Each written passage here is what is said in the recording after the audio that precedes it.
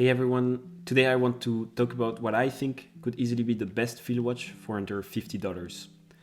I will be talking about the Lorus RJ655AX9. What we will do in the video is first unbox the watch and then see what it looks like on my wrist, and then I will explain why for me this could be the best field watch, especially in this price range.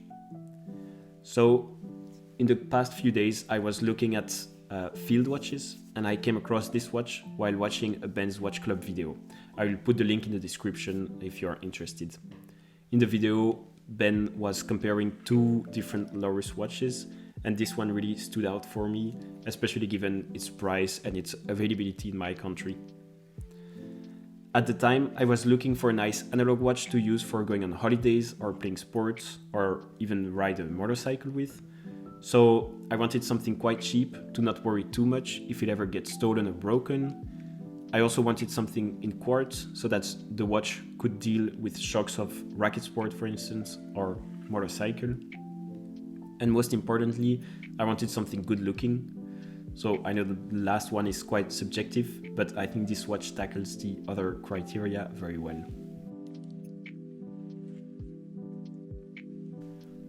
To give a quick description of the watch specification, the movement inside of the watch is VJ33 quartz movement of Seiko, which I never owned, but I heard a lot of positive comments on videos and on blogs that were saying that the movement was really reliable. I even saw people having such movement, or at least those watches, for a long time, more than 20 years, which is very encouraging regarding the durability of the watch. The dimensions are 37mm of diameter for the watch, and the case thickness is 8mm. What is very important for me is the water resistance, and on this watch the water resistance is 100 meters, as you can see on the dial. And the watch also comes with a fully loomed watch face and the day-date complication.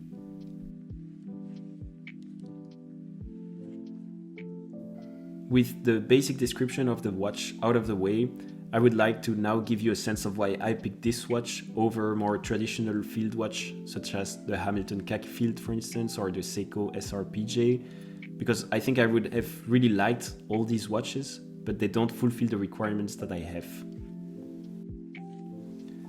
The first important requirement for me is that this watch comes with a quartz movement. In my eyes, for this particular use case, I really want a watch that can easily absorb shocks while still keeping accurate time.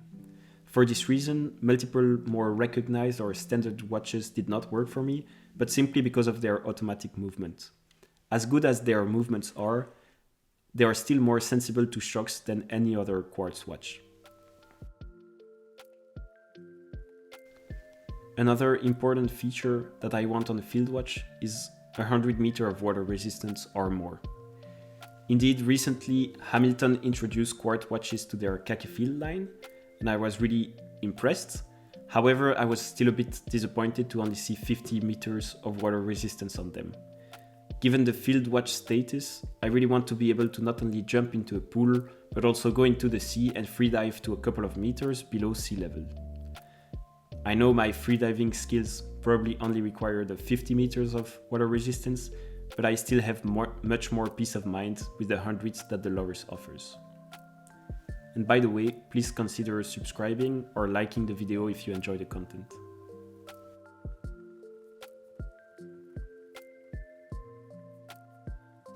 Regarding the watch size, I would not want this watch to be any different. What I really expect from a field watch is to be almost unnoticeable when doing any activities. For instance, playing tennis or riding a motorcycle, and with the Lorus it's achieved thanks to the small size and weight of the watch. I just want the watch to be legible enough when looking directly at it, which this size easily allows. And if the size was not an issue, I think all the other points that are already mentioned above would be solved with buying a G-Shock, and I know I will inevitably do so at one point. I think the loom of the watch is also a great selling point, and it's not really a must for me, but I really appreciate it, especially on a field watch. I think it gives the sense of a tool watch to the Lorus.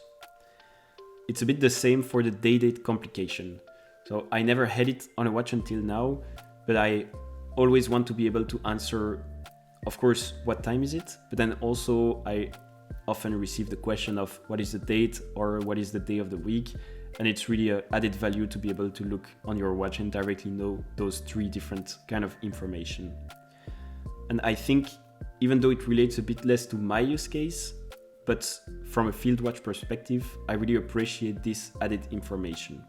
Let's say you would be a soldier stranded for multiple days or even weeks on an island. I think you would surely appreciate the benefit from the complication.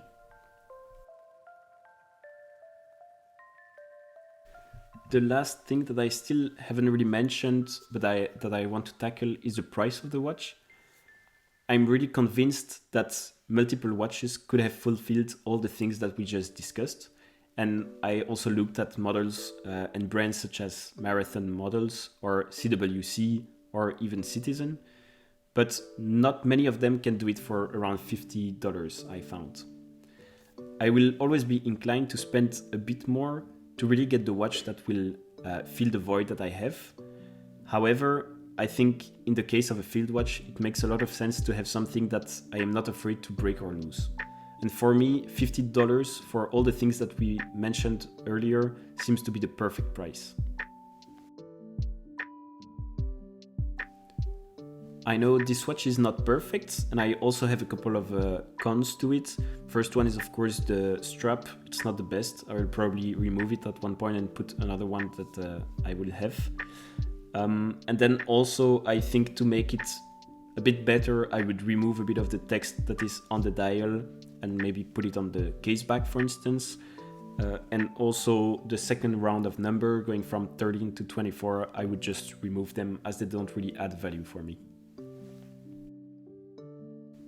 As a conclusion of the video, I want to say that given all the multiple hours and days of researching the best field watch for the requirements that I have and that we mentioned during the video, I think this Lorus watch is really a great pick.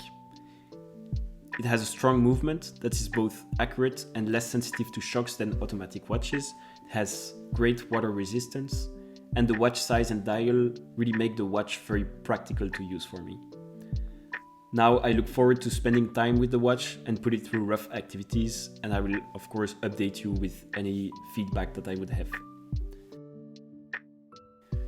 Please don't hesitate to leave any comments that you might have regarding what I said or the video itself at the bottom of the video. I will go through all the comments and try to reply to as much as I can. Watch out for new videos and see you next time.